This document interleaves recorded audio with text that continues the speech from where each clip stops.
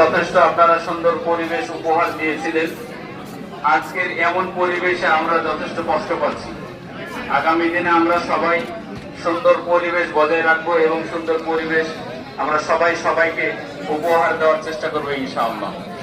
আজকে যে দিন, এই দিনটি ইব্রাহিম আলাইহিস সালাম এই দিনে তিনি তার সন্তানকে আল্লাহর আদেশ পালনের উদ্দেশ্যে তিনি তার সন্তানকে কুরবানি করার জন্য একদম চিৎ করে শুয়ে দিয়েছিলেন এবং তিনি কুরবানি করার জন্য পুরোপুরি প্রস্তুতি নিয়ে কুরবানি করতেছিলেন।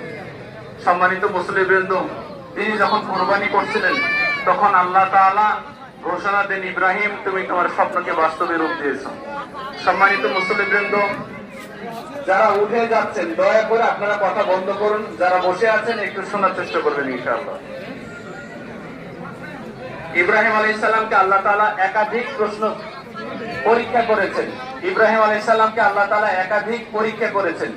একজন নবীকে আল্লাহ তাআলা এতবার পরীক্ষা করেছেন যে সাধারণ কোন মানুষকে হয়তো তার জীবনে এত পরীক্ষা আল্লাহ তাআলা নেন না। এত পরীক্ষা কোন মানুষের জীবনে আল্লাহ তাআলা হয়তো